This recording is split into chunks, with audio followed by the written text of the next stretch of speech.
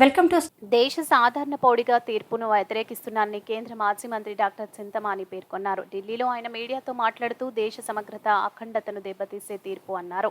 SC వర్గీకరణపై supreme court తీర్పును మాజీ కేంద్ర మంత్రి చింతామోహన్ తప్పుబట్టారు. న్యాయమూర్తుల నియామకాల్లో వర్గీకరణ పాటిస్తున్నారా? ఎస్సీ వర్గీకరణపై సుప్రీంకోర్టు తీర్పు రాజ్యాంగ విరుద్ధమన్నారు. దేశ సమగ్రతకు అఖండతను దెబ్బతీసే తీర్పు అన్నారు. దేశంలో 1000 ఉపకులాలు ఉన్నాయి. ఎలా వర్గీకరణ చేస్తారు? వర్గీకరణపై కమిషన్ వేయాలి.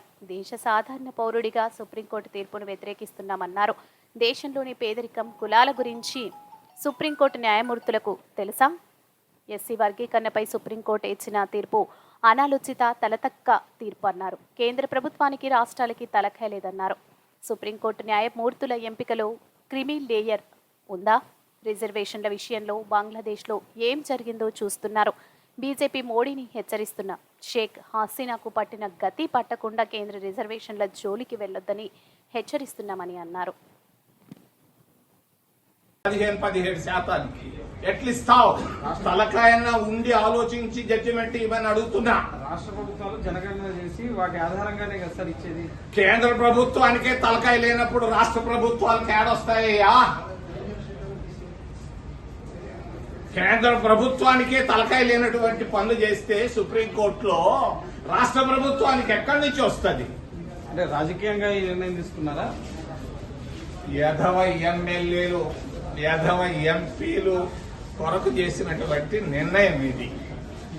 ఏమి ఎమ్మెల్యేలు, ఎంపీలు ముఖ్యమా? దేశ సమైక్యత, అఖండత ముఖ్యమా అని నేను అడుగుతున్నా. 3 సార్లు ఆమె అయింది ప్రధానమంత్రి హసీనా. ఈయన కూడా 3 సార్లు ప్రధానమంత్రి అయ్యాడు. ఏంది ఇది? తరుముకుంటే పరిగెత్తింది. లేదు ఇల్లు లేదు, వాకిల్లు లేకుండా.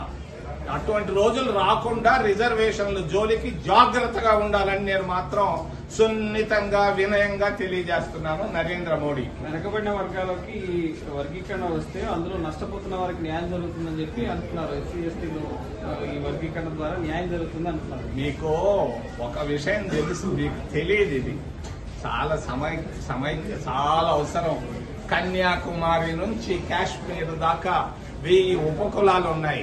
ఎవడో చెప్తే దాన్ని అంతరించి 4 ముద్దులు పెట్టి హైదరాబాద్ లో హత్తుకొని వచ్చినంత మాత్రాన ఈ సమస్యలు తీరవు. దీంట్లో ఆర్థిక అసమానతలు ఎక్కువగా ఉన్నాయి. క్రీమీ లేయర్ గురించి మాట్లాడుతున్నారు. క్రీమీ లేయర్లు ఎంతమంది ఉన్నారు? వెంకటస్వామి బిడ్డలు ఉన్నారు, లేకపోతే మాయావతి, లేకపోతే ఖర్గే బిడ్డలు. వాళ్ళు తప్ప అందరూ దినానికి 3 పూటలు భోంచేసే వాళ్ళు లేరు. ఇళ్లలో 60 కోట్ల మంది ఉన్నారు ఈ దేశంలో. కాంగ్రెస్ పార్టీ వైఖరి, ఇది మీ వ్యక్తిగత వైఖరి? ఇది భారతదేశ పౌరుడుగా నా వైఖరి.